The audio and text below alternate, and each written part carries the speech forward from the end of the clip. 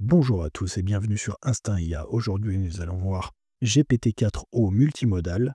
Donc, OpenAI a sorti enfin la génération d'images sur GPT-4o et c'est absolument dingue. Internet est complètement fou et a fait du Ghibli de partout, donc vous en avez sûrement entendu parler. Mais je suis là pour vous rappeler que ça ne sert pas juste uniquement à faire du Ghibli, mais à faire énormément de choses. Par exemple, ici, c'est une photo entièrement photoréaliste qui a été générée à 100% avec ChatGPT en une seule fois. C'est-à-dire, il n'y a même pas une base, c'est seulement avec un prompt, et tout le texte qu'il y a derrière écrit sur le tableau fait partie du prompt, en fait. Donc c'est assez impressionnant avec le reflet qu'il y a ici. Et ensuite, l'utilisateur a demandé de faire un selfie avec le photographe et de faire un high five entre les deux personnes. Et ça fonctionne extrêmement bien, tout en gardant le texte qu'il y avait derrière écrit sur le tableau.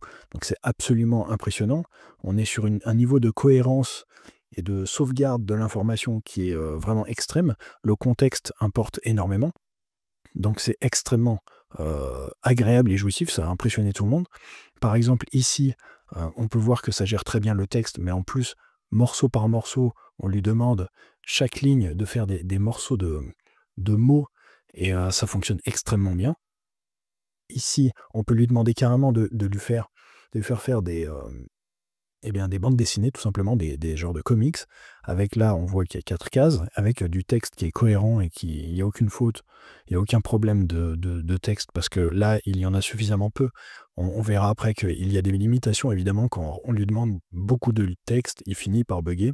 Mais là, son intelligence suffit très largement pour gérer une petite bande dessinée de 4 cases. On peut lui demander, voilà, c'est ça l'avantage de, du multimodal, c'est qu'il a une intelligence qui est extrêmement grande, et comme il a toute l'intelligence du texte aussi, parce que c'est un LLM à la base, c'est monstrueux, un LLM, je pense que GPT-4o doit faire dans les 600 milliards de paramètres, peut-être que le modèle de Midjourney qui permet de générer des images fait peut-être 10 ou 20 milliards de paramètres, donc ça fait une énorme différence. Et avec toute cette intelligence, alors le problème c'est qu'il est très très très lent, apparemment il met vraiment des dizaines de secondes à générer juste une seule image, là où Midjourney est très rapide par exemple, et d'autres générateurs d'images sont très rapides. Mais lui il est lent, mais c'est parce qu'il y a beaucoup d'intelligence derrière. Et on peut voir qu'il a une connaissance en plus physique. C'est-à-dire que quand on lui demande d'expliquer le prisme de Newton avec un schéma détaillé, il explique exactement comment ça fonctionne avec vraiment une grande intelligence. On n'a pas besoin de lui demander précisément qu'est-ce qu'il doit dire. Il le sait déjà parce qu'il a déjà l'intelligence du LLM qui connecte tous les concepts entre eux. Et donc, comme il pense avec les mots, il sait aussi penser avec les images, parce que c'est un multimodal et c'est avec les mêmes neurones qu'il pense les mots et les images. Il arrive du coup à générer une image extrêmement cohérente, tant sur le plan visuel que sur le plan scientifique. Donc c'est assez impressionnant, on peut faire plein d'infographies comme ça, et c'est vraiment génial. Et comme on est en plus dans le chat de ChatGPT et qu'il y a un contexte, et le contexte est multimodal, on peut lui demander après d'utiliser cette image dans un autre contexte. Et là, par exemple, on voit que la personne a dessiné sur un carnet l'image exacte qu'on a générée juste avant. Alors cette fois, elle est en fond blanc parce que comme il est en train de dessiner, il est en train de dessiner sur une page blanche, mais c'est vraiment très très bien fait. Et il est dans un contexte totalement photoréaliste. Donc là, ça marche extrêmement bien. Et en plus, juste après, on lui demande encore d'interpréter carrément l'expérience, et on voit Isaac Newton tenir un prisme qui fait la décomposition des couleurs de la lumière blanche. Ensuite, OpenAI nous montre comment ils arrivent à générer aussi des panneaux, c'est-à-dire dans un contexte photoréaliste, on arrive à mettre plein de textes avec des panneaux amusants, par exemple, mettez votre tapis volant là-bas, enfin ce genre de choses pour le parking, c'est assez marrant. Et on peut voir qu'il y a aussi la possibilité de créer un menu. Donc là, le menu est quand même bien détaillé. Alors le texte est un petit peu bancal, je le trouve pas très très beau, on dirait qu'il a du mal à tenir. Il n'est pas très très gras, mais ça fonctionne quand même assez bien. Ensuite, on peut voir qu'ils ont créé un carton d'invitation avec un prompt, du coup, encore une fois, avec tout ce qu'il fallait mettre dans le carton. Et là, on peut voir que c'est très fonctionnel, le texte est très lisible. Ça donne vraiment des très beaux visuels. Il y a plein de gens qui ont fait des fausses pubs, etc. Alors là, c'est quelqu'un qui a donné la photo de son chat et lui a demandé de le rendre comme un détective. Donc en fait, il lui a rajouté un chapeau et un monocle. Ensuite, il a demandé de le rajouter dans un jeu vidéo. Donc on voit le jeu vidéo avec le chat, donc c'est un petit peu marrant. Là, on le voit carrément dans les rues de Londres, je crois, en train de jouer à Sherlock Holmes en tant que chat. Et puis après, on le voit carrément dans le menu du jeu vidéo, virtuel, hein, qui n'existe pas, qui a été inventé par ChatGPT. Donc ça fonctionne quand même très très bien. C'est assez impressionnant et on voit bien qu'il y a le contexte qui est gardé. D'ailleurs, on voit que les tâches sont plus ou moins respectées d'une photo à l'autre, même si les détails vraiment très très poussés, je pense qu'ils sont un petit peu gommés, mais c'est quand même très très bien fait. On reconnaît que c'est le même chat, quoi. Ensuite, ils nous ont montré comment faire un poème avec une forme qui est bien spécifique. Donc, il lui a demandé de faire un poème avec une forme qui est vraiment extrêmement spécifique, puisqu'on peut voir que chaque saut de ligne, donc là, le texte est bien lisible, il n'y a pas de mots qui manquent. Seulement, la forme globale du texte a un contour bien particulier, et ce qui fait ça le rend absolument unique. Ensuite, il lui demande de refaire exactement cette image de texte, mais dans le contexte d'une autre photo qui est photoréaliste. Et là, encore une fois, on voit toute l'intelligence du modèle et tout l'intérêt d'avoir un multimodal avec un contexte, vu qu'on est dans une conversation, il se rappelle exactement des images précédentes, et donc il peut les réutiliser pour faire une composition, en fait. Il peut faire une composition à notre place. Et c'est là qu'on voit que les graphistes n'ont plus beaucoup d'années devant eux, parce que là, maintenant, toutes les vignettes, elles vont être faites avec ça, toutes les miniatures YouTube vont être faites avec ça, toutes les affiches, elles peuvent être faites avec ChatGPT, les bandeaux de pub, les encarts d'annonces, etc. Tout peut être fait avec ça, quoi. Donc là, ça commence vraiment à chauffer pour les graphistes, les illustrateurs, les designers, etc. Là, on est sur quelque chose qui est très impressionnant, c'est que la personne a demandé 16 objets différents sur une grille, et en fait, ChatGPT, en une seule fois, a généré les 16 objets vraiment séparément, et on peut voir qu'ils sont tous très propres et tous très bien réalisés. Alors, on voit que le pouce, il est extrêmement bien fait, le signe infini, il est parfait, tout est parfait en fait, les ciseaux, etc.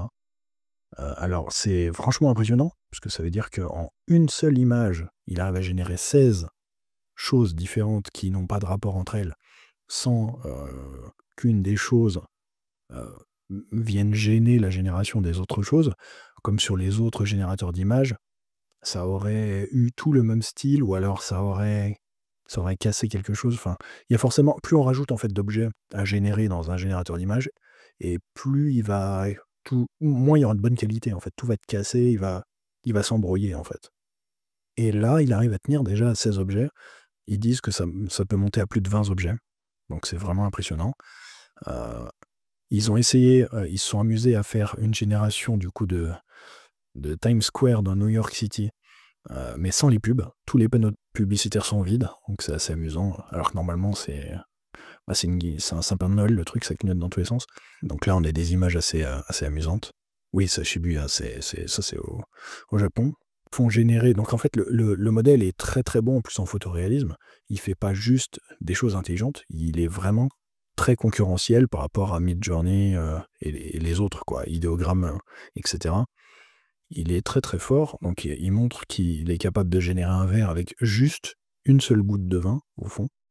Donc ça fonctionne bien. Là, il montre toute l'intelligence du modèle.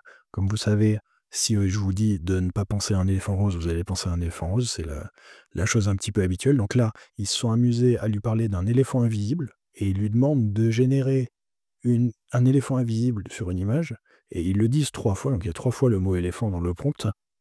Et en fait, le but, c'est qu'il n'en fasse pas, justement. Et il a réussi à faire quelque chose où la terre s'envole, mais il n'y a pas d'éléphant. En fait, il y a un éléphant qui est en train de faire une connerie, mais on le voit pas, quoi. Donc c'est quand même assez intelligent. Il sait qu'il ne doit pas le faire. Là, voilà, il arrive à dessiner du coup des équations.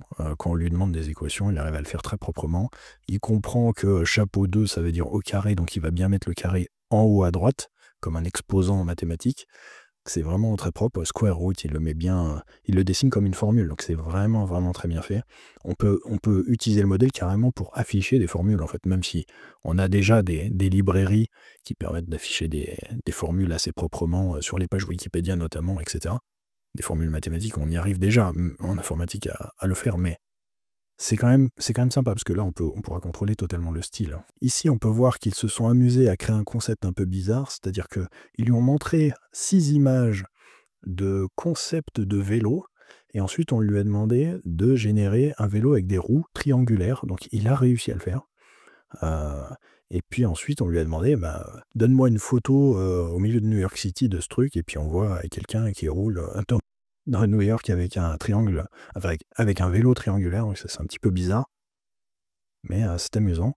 Ici, on peut voir la puissance, donc génère-moi une tronçonneuse, il fait une tronçonneuse photoréaliste, et ensuite rajoute-le dans une pub avec une grand-mère qui coupe la fameuse dinde à la tronçonneuse, et on peut le voir qu'elle coupe bien la dinde à la tronçonneuse pour Thanksgiving, et ça fait une super pub. Alors le texte est peut-être pas le meilleur choisi, etc., mais c'est très réaliste et ça permet vraiment de faire des très belles pubs. Et surtout, l'objet qui est incrusté dans la photo est bien le bon. Et ça, c'est ça qui est bien. C'est-à-dire qu'il n'a pas été modifié, c'est pas un truc qui ressemble vaguement, c'est vraiment exactement le même. Donc, alors Marc, je dis ça, mais en fait, il y a une poignée en plus là, donc je sais pas d'où elle sort. Là, par exemple, on peut voir que. Donc là, on a vu en fait sur Internet beaucoup de gens donner des photos à ChatGPT et générer un Ghibli, une image d'animé à partir d'une photo, mais on peut faire l'inverse. Donc on lui donne un dessin, et on lui demande une photo réaliste, et ça fonctionne très très bien. Donc là, on a l'impression que la femme existe réellement. Alors bon, elle est moyennement assise sur l'espèce de tabouret là, mais c'est vrai que sur le dessin, c'était pareil. Là, c'est pareil, on a un genre de croquis d'un bâtiment, et on lui demande de le transformer en photo. Donc on a une idée de ce que le bâtiment ressemblerait s'il était réalisé dans une rue, tout simplement. Donc ça peut franchement donner des très bonnes idées aux concepteurs, aux architectes, etc. Alors là, ça, on est vraiment sur quelque chose d'impressionnant. Donc ils ont appelé ça le Word Knowledge, donc c'est la connaissance du monde. Donc ça, c'est la capacité du modèle d'IA à comprendre le monde en 3D et avoir une vision du monde, avoir un modèle du monde, c'est-à-dire de savoir que Paris n'est pas à côté de Tokyo, ce genre de conneries. Et en fait, mais bien plus poussé, c'est-à-dire savoir qu'un éléphant c'est plus gros qu'un chien, enfin, énormément de choses comme ça. Avoir une idée des échelles, avoir une idée des emplacements dans le monde, avoir une idée d'à peu près tout, en fait. Mais comme il connaît que le texte à la base, maintenant il connaît aussi les images du coup de ChatGPT, puisque il a vu des images, mais il sait aussi les générer, du coup il peut penser en images et en texte, et bien ça lui donne une plus grande connaissance du monde. Et en fait, ce qui est assez impressionnant, c'est que là, ils se sont amusés à lui donner du code JavaScript, donc HTML avec du JavaScript dedans qui permet de générer normalement un logo en 3D qui bouge grâce à une librairie en JavaScript qui affiche des trucs en 3D. Et en fait, on lui donne juste du code, donc juste du code. Il ne l'exécute pas, il sait juste lire le code tout simplement comme si c'était des mots et des lettres, et on lui demande une image à partir de ça. Donc c'est quand même assez amusant. Il arrive à générer une image qui est simulé à partir du code sans jamais l'avoir exécuté. Juste en lisant le code, il se dit ça doit ressembler à ça. Avec l'angle, les couleurs, etc., le texte qu'il y a dedans, c'est franchement impressionnant. Au niveau énergétique, c'est le pire moyen de générer une image, puisque exécuter ce code aurait pris très certainement 10 millisecondes à n'importe quel CPU pour pouvoir avoir une image en 3D et même qui serait animée. Donc là, vu qu'on a utilisé un gros GPU qui génère une image qui met 40 secondes à le faire, évidemment, c'est vraiment pas la meilleure solution pour générer une image, mais c'est une simulation d'intelligence. Ça veut dire que à terme, on pourra tout faire à partir des GPU et on pourra tout faire à partir de l'IA.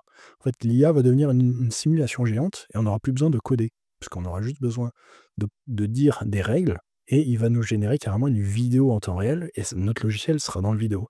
Le jeu vidéo sera dans la vidéo, etc. Tout sera dans une vidéo, dans un simulateur en fait, en temps réel. Pour l'instant, on n'y est pas encore, hein. C'est beaucoup trop lent et puis pour l'instant, les simulateurs de vidéo ne tiennent absolument pas. Ils tiennent 30 secondes ou 2 minutes, mais de toute façon, c'est moche, ça rame, ça consomme comme pas possible. Donc on n'y est pas du tout, mais dans 10 ans, c'est possible. Ensuite, ils ont montré que GPT-4o pouvait aussi faire, des menus de cocktails, donc c'est assez amusant.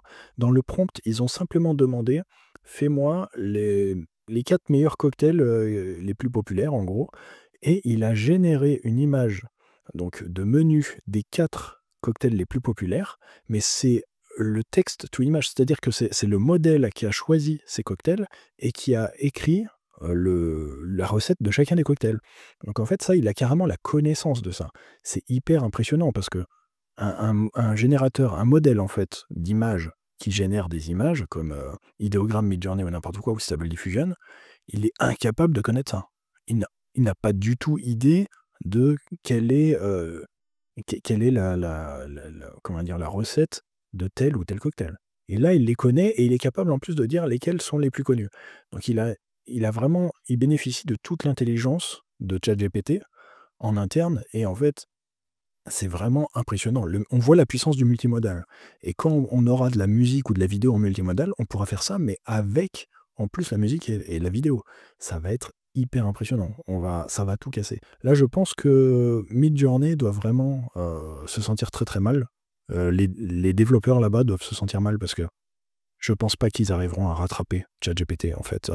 Ils sont sur le point de sortir la V7, mais je pense pas qu'ils arriveront à les rattraper. Là, en fait, le multimodal apporte trop de puissance. Tu peux pas juste raccrocher le retard en faisant juste du texte to image. Il faut passer au multimodal any to any, c'est-à-dire faire n'importe quelle donnée vers n'importe quelle donnée.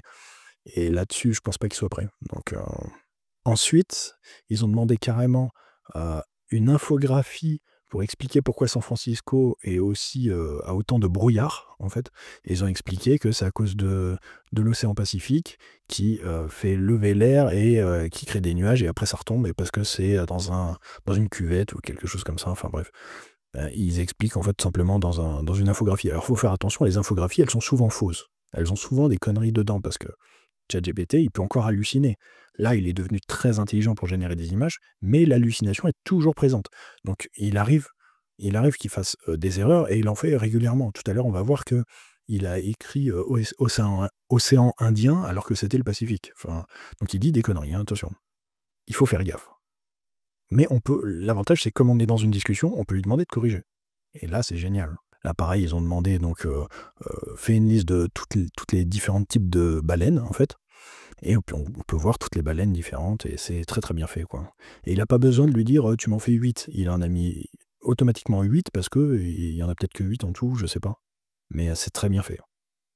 En plus, avec le même style, etc. Donc, il y a vraiment un côté très très agréable, en fait, à regarder. Et ça, c'est une seule image, c'est dingue, hein. C'est dingue. Alors que ça, on aurait pu le faire avec 8 images. On aurait pu lui dire fais-moi d'abord tel truc, après tel truc, après tel truc, et puis lui demander 8 fois pour les 8 baleines, et puis après faire un montage sur Photoshop ou quoi. Non, non, c'est fini, il n'y a plus besoin. Quand je disais Photoshop est bientôt mort, je trollais qu'à moitié, hein. Là, on voit que on n'est pas loin, en fait. Dans 5 ans, c'est fini. Enfin, même pas, dans 2 ans. Qui c'est qui utilisera encore Photoshop dans 2 ans? À part les pros qui voudront mettre un pixel exact à tel endroit. Mais c'est vraiment qui va. En fait, quel employeur va payer un mec qui va simplement enculer les mouches en mettant il faut mettre un pixel à gauche, un pixel à droite. Le mec, pour 3 centimes, il fait une génération sur ChatGPT. Je pense que, enfin, je dis 3 centimes, mais je veux dire, le coût sera tellement dérisoire comparé à payer un mec qui le fait. Enfin, évidemment que tous les entrepreneurs vont prendre l'IA. Enfin, c'est évident. C'est des réductions de coûts qui sont drastiques. Donc, et après, il génère donc quelque chose qui ressemble à une recette. Donc, alors je sais pas exactement ce que c'est le matcha, mais ça doit être connu. Alors je sais pas ce que c'est. Donc on peut voir que ça peut faire aussi du photoréalisme. Donc là, on voit les planètes qui sont au milieu des fruits comment dire, la coupole de fruits. C'est assez convaincant. Et on peut voir vraiment des belles images. Comme là, on voit Karl Marx qui vient de faire ses courses et qui part en courant pour pas être repéré. Donc c'est assez amusant. Un chat qui a son reflet qui se transforme en tigre. C'est franchement propre, hein. C'est très très propre, hein. Photoréalisme de groupe de personnes en soirée. Voilà, encore une photo. Là, on est vraiment sur des niveaux où on peut plus distinguer le faux du vrai. C'est vraiment seulement s'il y a un problème avec les doigts ou un détail vraiment très, très précis qui prouve à tout le monde que c'est faux. À part ça, il faut vraiment zoomer sur des trucs très, très sur des détails pour être sûr qu'il y a un problème. Là, voilà, en plus, on peut lui demander des choses un petit peu floues, donc ça devient difficile de faire la différence. Là, voilà, on a 4 animaux qui sont carrément très proches de l'objectif. Donc, normalement, il devrait y avoir des problèmes, des bugs, et il y a un chien qui devrait avoir 5 pattes, mais là, voilà, il y a pas de bug, quoi. Même si parfois il y en a, attention, hein, c'est pas tout le temps bon. Il y a il y a encore des bugs. Voilà, on voit une belle, genre d'affiche, quoi, un genre d'affiche, qui est plutôt propre. Alors là, c'est assez sobre, il y a pas grand-chose, mais on peut faire des choses très complexes, hein. Voilà, là, c'est assez propre. C'est un concept, déjà d'astronaute qui a un trou noir derrière lui et qui est en train de dessiner des galaxies sur une toile. C'est quand même assez, précis comme demande. En plus, notamment parce qu'il a de la peinture sur lui et cetera. Donc c'est quand même bien fait. Bon, là, c'est juste un cheval qui court sur l'eau. Je pense que n'importe qui pourrait le faire. Enfin, n'importe quel IA aurait pu le faire. Voilà, des dauphins sous l'eau, dans un métro, on dirait. Voilà, c'est à nouveau la même chose.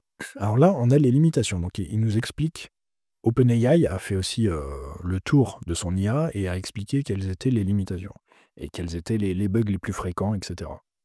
Et un des bugs les plus fréquents, c'est que vous voyez que là, le texte, il est coupé, en fait. Ça, c'est le haut de l'image, là. Et en fait, vous avez que la moitié du texte parce qu'il est tronqué. L'IA a mal compris comment cadrer l'image. Pourtant, l'image, là, elle est quand même en portrait, mais le texte est tronqué. Et des fois, c'est tronqué en bas aussi, ils le disent. Donc là, on voit que il y a un crabe ou je sais pas quoi en bas et il a été tronqué aussi. Donc l'IA a du mal à tout mettre, des fois, dans la même image. Donc là, on lui a demandé de générer un quiz pour retrouver les capitales du monde de chaque pays. Et en fait, il s'est trompé. Il a mis 2 fois Égypte, 2 fois Vietnam, 2 fois le Congo, etc. Donc on peut voir qu'il se trompe tout simplement. Il a des hallucinations. Il a des problèmes. On voit aussi qu'il a mis 2 fois 16. Il est passé de 16 à 19. Enfin bref, il fait n'importe quoi. Il n'y a pas de 15, il n'y a pas de 17, il n'y a pas de 18. Donc il y a un vrai problème. Alors là, c'est assez impressionnant. Ils ont demandé la table périodique des éléments, le tableau périodique des éléments, mais avec un objet différent à chaque fois. Donc c'est vraiment monstrueux. Il y a beaucoup de choses. Et en fait, là, on voit qu'il commence à bugger. C'est-à-dire qu'il y a des lettres qui sont découpées, qui ne marchent plus trop. Là, on ne sait pas ce qu'il a voulu écrire. Rub, ruib, on ne sait pas trop ce que c'est. Là, c'est illisible, complètement illisible. Les objets sont à moitié tordus. On sent que ça part en cacahuète parce qu'il doit penser à trop de choses en même temps. Et tout simplement, l'IA n'est pas assez intelligente pour générer tout d'un coup. C'est comme si on parlait de cerveau humain. Si on vous montre une image juste le temps d'une seule seconde, quelle personne serait capable de faire l'image à l'identique? Eh bien, très peu de personnes sur la Terre, évidemment. Seulement les personnes qui ont une mémoire photographique, qui sont quasiment des génies pour faire ça. Eh bien, c'est un peu pareil pour les IA, là. Elle a du mal, donc elle refait vaguement des choses. C'est pas bon, ça passe, voilà. Les numéros sautent, enfin, il y a pas tout qui marche. Mais c'est normal, c'est tout simplement cette intelligence artificielle vient juste de sortir en version multimodale. Elle est plutôt pionnière, puisque là, c'est beaucoup mieux que Gemini 2 que j'ai présenté il y a 1 ou 2 semaines. Et on voit que le niveau d'intelligence n'a rien à voir. Gemini 2, c'était vraiment nul. C'était débile. Et je suis persuadé que GPT-4 au multimodal, que je suis en train de vous présenter maintenant, sera absolument nulle à chier dans 1 an. Elle sera nulle. Elle sera nulle. Parce qu'il y aura 1000 fois mieux. Enfin, peut-être pas 1000, mais il y aura 10 fois mieux dans 1 an, c'est sûr. C'est sûr et certain. Et c'est ça qui est dingue dans l'IA, c'est qu'on est impressionné toutes les semaines, alors que les choses qui nous impressionnent sont absolument désuètes 1 an après, même des fois 6 mois ou 3 mois après. On peut voir qu'il est capable de faire des graphiques, mais il est très nul. C'est-à-dire surtout sur les échelles, là on peut voir que ça passe de 315 000 à 317 000, mais après c'est à nouveau 317 000, puis après 319 000, enfin ça fait un peu n'importe quoi. Et c'est un peu pareil pour l'axe des abscisses, donc ça bug sur les axes.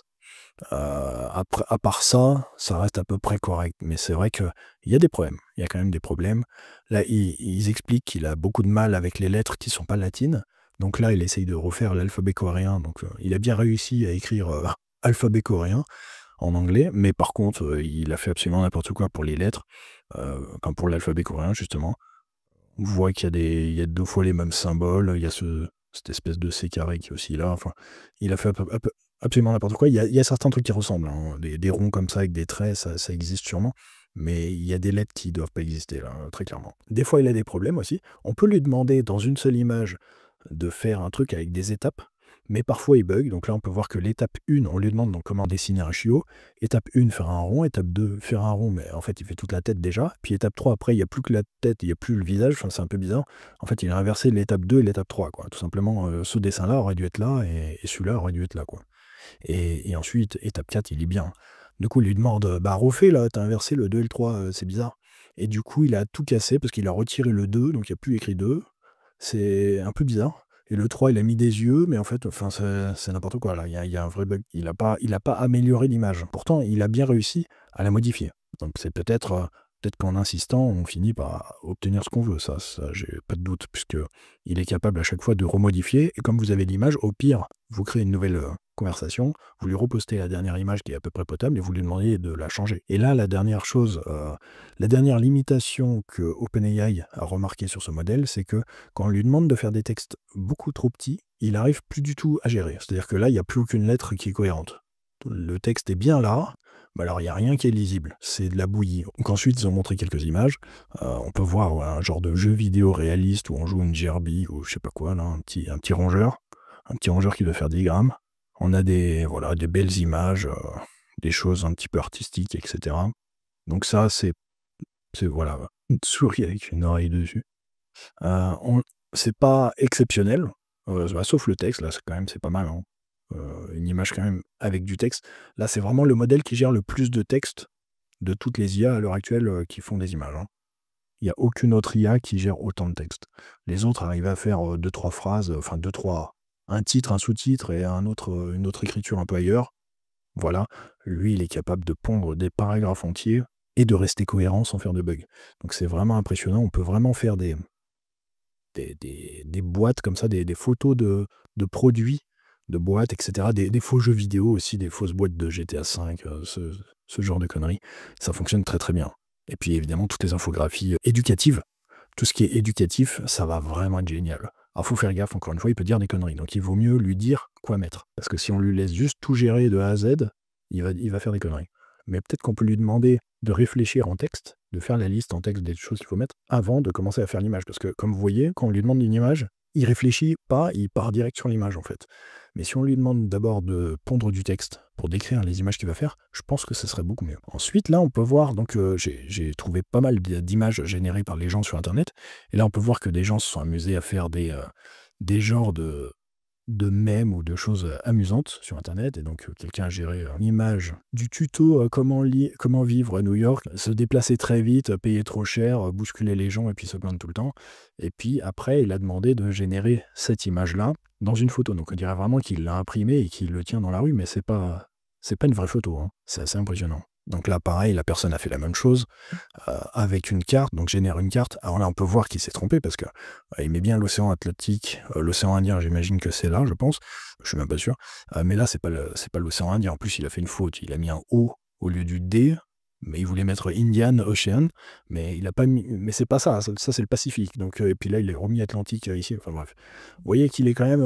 Et puis même Antarctique, il a mis Antarctica. C'est un peu bizarre. Voilà, il y a des bugs. Il y a des bugs quand même. C'est pas parfait, hein. C'est pas parfait, mais c'est quand même hyper impressionnant parce qu'après, l'image, il est capable de la recoller dans un autre contexte, avec un autre degré de vue, un autre éclairage. Ça peut être même au milieu d'un autre style, etc. Et ça, c'est vraiment quelque chose de dingue. Ça, c'est quelque chose que les autres générateurs d'images ne font pas. Ça, c'est vraiment grâce à l'intelligence du multimodal. Là, quelqu'un lui a demandé une île flottante dans Minecraft, donc on voit qu'il a fait une île assez propre, avec une maison et un arbre dessus. Ensuite, il y a quelqu'un qui a demandé carrément à mettre une image d'un afficheur 7 segments pour afficher des chiffres. En fait, c'est comme les vieux les radios réveil avec les symboles, avec les segments rouges. Et en fait, tout ça, c'est dans Minecraft. Mais c'est assez dingue qu'il arrive à générer carrément des screenshots de panneaux avec du texte Minecraft dessus. C'est quand même dingue, quoi. Alors, il a fait des erreurs parce que là, par exemple, cet objet-là, il doit pas exister. Un truc avec 3 torches rouges, là, comme ça doit pas exister. Et là, on voit la puissance du multimodal, encore une fois. La plupart des IA qui génèrent des images, elles permettent de mixer plusieurs images, mais elles vont pas comprendre l'intelligence de ce qu'il faut faire avec les images, en fait.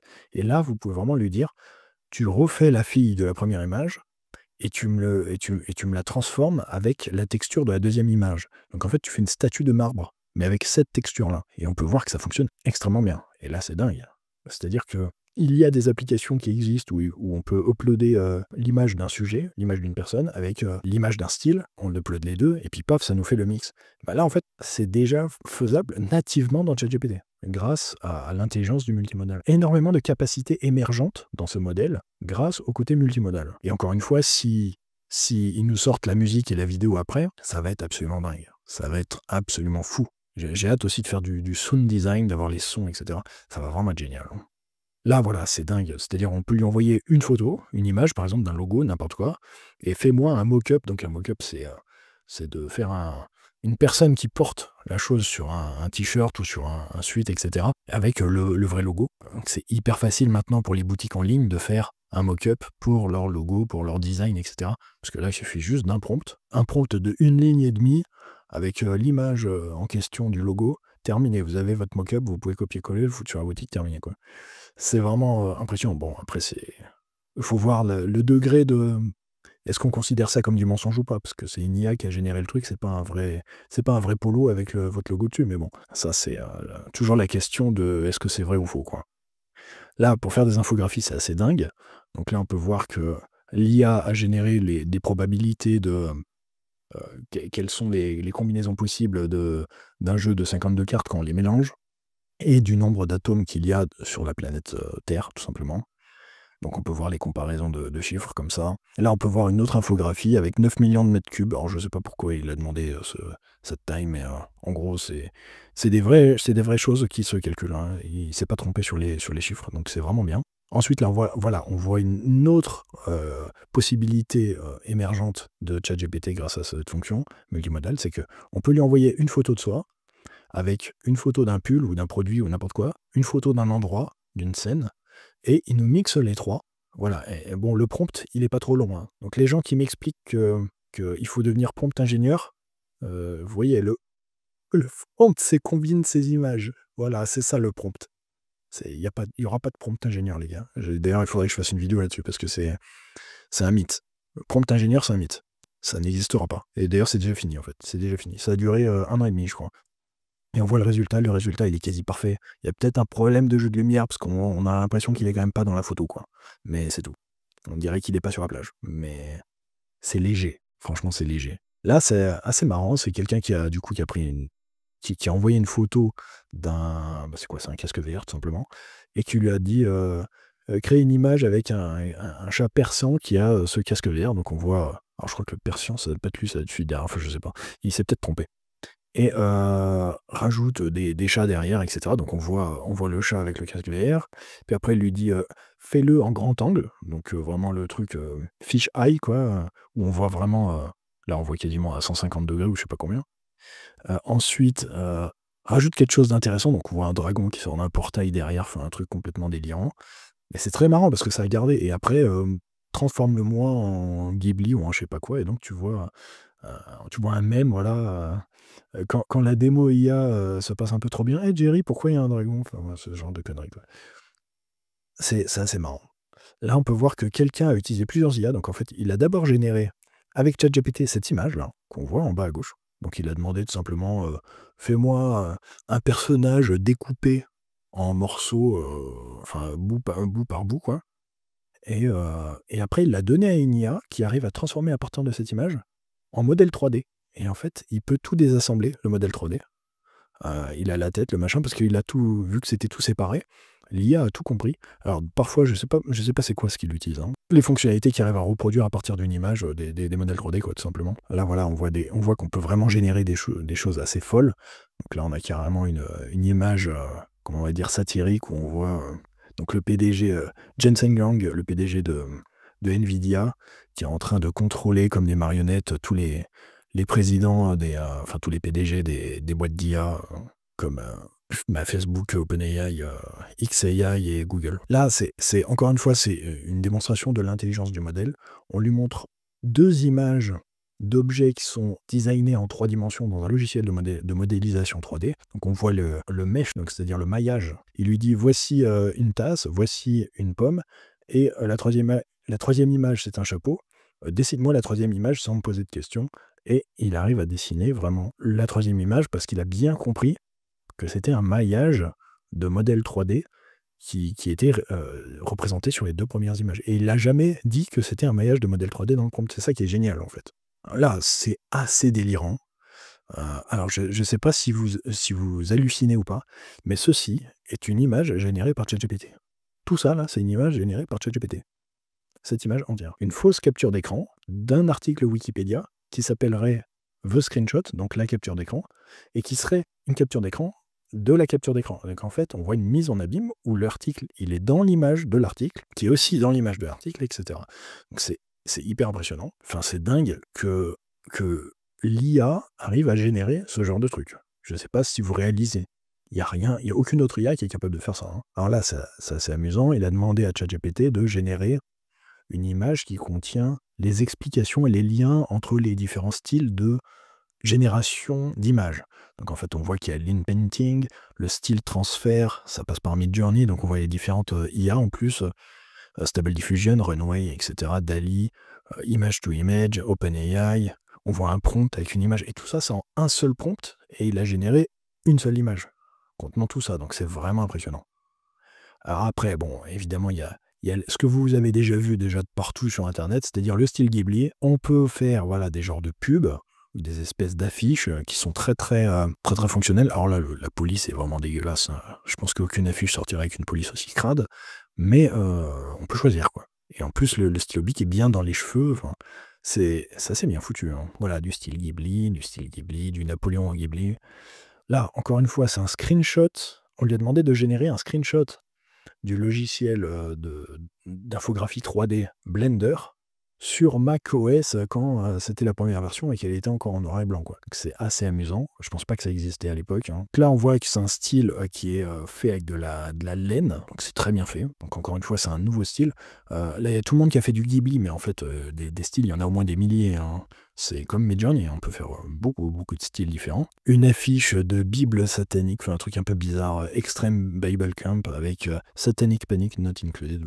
C'est une satire assez marrante. En plus, le style, en fait, ce que j'aime bien, c'est que le style a l'air vraiment années 70-80, quoi. C'est le genre de truc qu'un gamin des années 80 ou 70 aurait pu avoir dans sa chambre. C'est assez marrant. Bon, voilà, la fameuse scène de Jean-Luc Mélenchon, mais en version Muppet Show, je crois. Si je connais pas le Muppet Show, mais j'ai l'impression que ça ressemble quand même, avec les bouches comme ça hyper larges. Donc je la trouve incroyable, cette image. Elle est énorme. Là, c'est assez impressionnant aussi. C'est un homme qui est couché, mais dont l'âme se lève. Et ça, pour expliquer ça à une IA, je pense que ça doit pas être facile. Donc c'est certainement faisable aussi avec Midjourney, mais je pense qu'il faut se lever tôt. Au niveau du prompt, à mon avis, il faut se lever tôt. C'est très propre, c'est-à-dire qu'il arrive vraiment à gérer des concepts qui sont quand même très spécifiques aussi, et ça va loin. Alors là, il arrive à empiler trois cubes de lettres qui s'appellent GPT. D'ailleurs, il y a un petit problème, c'est que là, on voit pas le G sur le côté, alors que là, on voit les lettres sur les côtés. C'est un petit détail. Là, c'est hyper impressionnant, on dirait carrément une photo d'un journal intime de quelqu'un qui a écrit un poème en faisant plein de dessins autour, mais c'est entièrement fait avec une seule génération d'images de ChatGPT, donc c'est franchement impressionnant. Les mots sont pas cassés en plus, ça fonctionne bien, et en plus je crois que ça rime, donc c'est assez bien foutu. Voilà, donc là c'est un comics, donc encore une fois c'est une BD en 4 vignettes. Le truc génial, c'est qu'il peut régénérer toujours le même personnage, donc on peut commencer à faire des BD en fait. On peut déjà commencer à faire des mangas et ce genre de trucs. Ça doit être un peu chiant à faire, mais on doit pouvoir le faire. Pareil, on voit un voilier dans une... Ça, c'est bien fait. Un ticket pour l'onboarding pour GPT-4o, génération d'images. Ça, c'est hyper impressionnant. En fait, on lui a demandé de générer une image, du code pour faire un modèle de génération d'images. C'est-à-dire que GPT-4o a généré le code, mais dans une image. Sans réfléchir. En plus, on ne le voit même pas réfléchir en disant je vais mettre telle ligne, je vais mettre telle ligne. C'est-à-dire, il a tout fait en une fois, quoi. Alors peut-être qu'il y a un fonctionnement interne où il arrive à pondre du texte et après générer une image. On ne sait pas, c'est caché en fait. C'est possible qu'il arrive un peu à réfléchir, mais c'est assez impressionnant. C'est-à-dire qu'il a généré du code dans une image. Donc vous voyez que tout à l'heure c'était l'inverse, c'était à partir du code. Il arrive à générer une image, et là, il arrive à générer une image qui contient du code. Donc, bientôt, toutes les modalités n'auront plus vraiment de sens, en fait. Le texte pourra se transformer en vidéo, les vidéos en texte. En fait, on va pouvoir jongler avec tout. Je pense que quand ça sera le cas, nous serons déjà plus l'espèce la plus intelligente de la planète. Mais bon, c'est une autre histoire. Alors là, on voit qu'il y a quand même du style, et qu'on peut générer des choses qui sont des concepts comme le trou noir, enfin le trou de verre, enfin comment on appelle ça, c'est la déformation de l'espace-temps par un objet extrêmement lourd, avec E égale MC2, etc. Là, on voit les électrons tourner autour d'un proton, je crois, c'est ça. Puis là, c'est l'ADN qui sort, etc.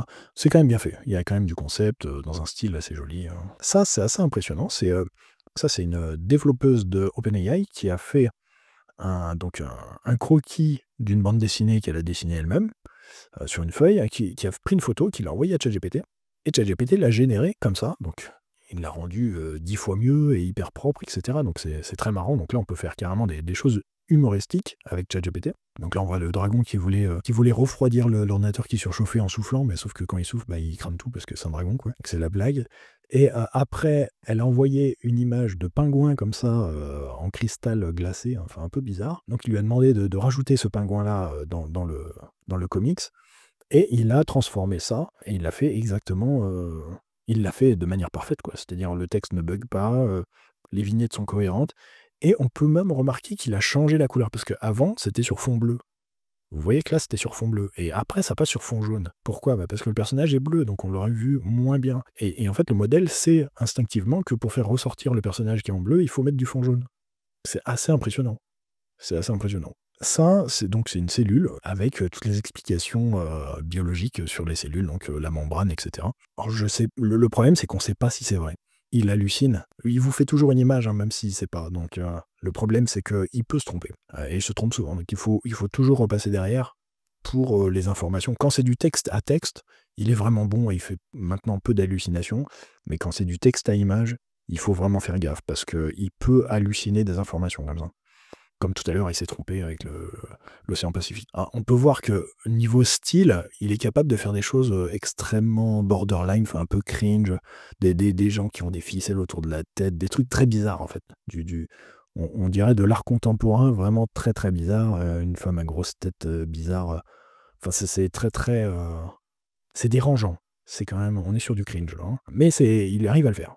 Alors on voit que la qualité n'est pas parfaite. Hein. Il y a des petits bugs là, les yeux ils sont complètement éclatés. Mais en même temps, il y a 1, 2, 3, 4, 5, 6, 7, 8, 9, 10, 11, 12 visages à afficher sur la même photo. Donc on est quand même sur un concept qui est poussé. On pousse dans les retranchements de la machine. Hein. C'est amusant, on dirait une photo. Donc c'est une photo de nuit. Et en fait, il y a le fameux message qui est quand on partage une photo. Alors je sais pas c'est sur quel réseau social, mais en gros, on voit très souvent ça, c'est peut-être Snapchat ou je sais pas quoi, avec un genre de sous-titre de la photo qui s'affiche en filigrane, et donc on dirait que c'est une vraie photo, mais non, c'est évidemment un fake. Là, c'est hyper impressionnant, encore une fois, c'est une démonstration de l'intelligence du modèle.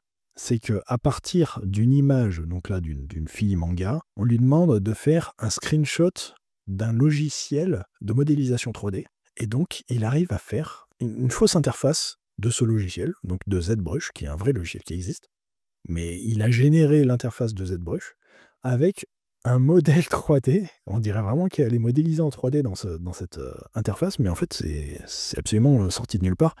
C'est assez impressionnant. Hein. D'ailleurs, elle sort du cadre. Hein. On dirait qu'il y a un cadre et qu'elle sort du cadre. Bon, non, mais c'est franchement... Là, c'est vraiment la définition de l'intelligence. Là, on commence à toucher à quelque chose qui fait peur, en fait. On commence à se rendre compte de tout le potentiel d'une IA qui est multimodale, qui connaît tous les différents types de données, qui a des bonnes données, qui ne s'est pas entraîné sur des trucs dégueulasses d'Internet qui sortent de nulle part. Et on voit que tout simplement, quand on lui donne des bonnes données et qu'on a un modèle suffisamment gros et qu'il est bien entraîné avec des bons chercheurs en IA, eh bien, on a de l'intelligence émergente qui ressort de ce modèle, quoi. Là, on peut voir évidemment un Minecraft réaliste, donc le mouton il est toujours carré, donc c'est assez amusant. Là, encore une fois, c'est impressionnant. Ceci n'est pas un article de Wikipédia, c'est un screenshot inventé par ChatGPT d'un faux article de Wikipédia, y compris toutes les images qu'il y a dans le screenshot. Donc en une seule fois, il a tout fait, quoi. Donc ça, c'est assez impressionnant. D'ailleurs, on s'en rend compte en fait uniquement parce qu'il y a un bug ici sur le texte et que ces lettres ne veulent rien dire. Donc. Mais sinon, c'est assez propre. Hein. Là, il y a peut-être un petit bug au niveau du visage du chat et il a les yeux un petit peu bizarres. On dirait que qu'il y a un problème de définition. Peut-être pareil aussi pour cet œil, mais sinon, à part ça, on est vraiment sur des détails. Voilà, il y a peut-être l'étoile là qui est un petit peu buggée, mais c'est tellement léger. Ça va vraiment être dur de détecter les fakes à l'avenir. Hein. Parce que ça, dans 1 an, il n'y a plus de bug. Hein. Dans 6 mois, il n'y a plus de bug. Hein. Dans 6 mois, ça, c'est parfait. Ce screenshot, il est parfait. Et quand je disais qu'il avait des problèmes, à mon avis, l'intestin n'est pas là et l'estomac n'est pas là. Voilà, je dis ça comme ça. Je ne suis pas un expert zoologiste ou biologiste, mais je pense qu'il s'est un petit peu trompé. Voilà, à mon avis, il faut faire gaffe. Donc là, on lui demande de générer un tutoriel en 9 étapes sur comment dessiner un hibou. Et on peut voir qu'il fonctionne très bien, c'est-à-dire que ça avance. Alors le problème, c'est que voilà, il a inversé deux images, en fait, 2 étapes, j'ai l'impression. Et il s'est trompé, en fait, à un moment, ça passe à... En fait, il y en a 10. Donc oui, ça s'est passé de 5 à 7. Par contre, après, ça a bien continué. Donc c'est un petit peu... Voilà, il a des petits problèmes d'hallucination. Mais ça reste léger, c'est quand même hyper impressionnant. Voilà, au niveau photoréalisme, on est vraiment sur quelque chose de très très propre. Là, on peut pas faire mieux. Hein. Je vois même pas comment on peut faire mieux, en fait. On peut pas dire que l'image, elle est vraie ou fausse, c'est impossible. C'est quasi impossible. Voilà, une fourmi, elle est incroyable, la fourmi, avec tous les petits cristaux de sucre, ou je sais pas ce que c'est. C'est incroyable. Pareil pour l'abeille.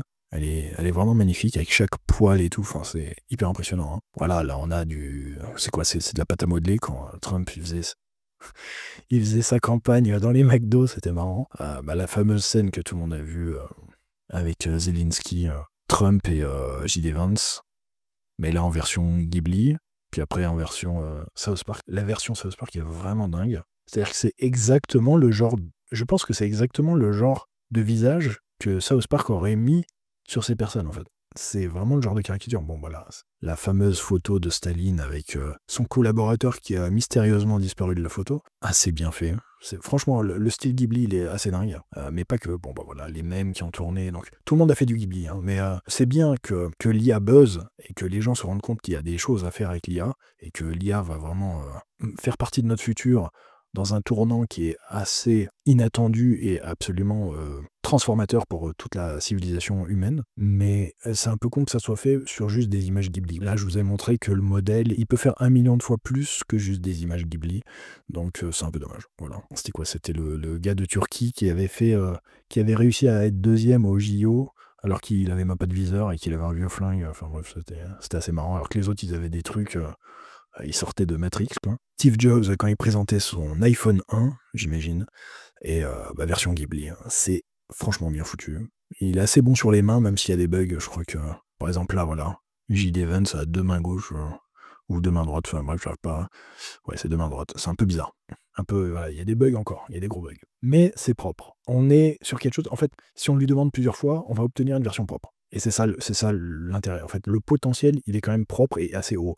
Et c'est ça le plus important. C'est-à-dire qu'on peut lui demander, on peut lui demander quelque chose et il peut se foirer. Mais si on lui redemande plusieurs fois, il y a un moment où on va tomber sur la bonne version. Et tant que ça, c'est possible, bah c'est génial. Évidemment, les versions dans le futur auront de moins en moins de bugs, puisque c'est le principe des IA, elles hallucinent de moins en moins et elles sont de plus en plus performantes. Donc voilà, c'était GPT-4o multimodal avec image génération sorti par OpenAI le 25 mars 2025. C'est hyper impressionnant. Je vous remercie d'avoir regardé la vidéo jusqu'à là. J'aimerais bien que vous vous abonniez s'il vous plaît à la chaîne parce que je vais faire d'autres vidéos et mettez un like. Merci à vous. Ciao.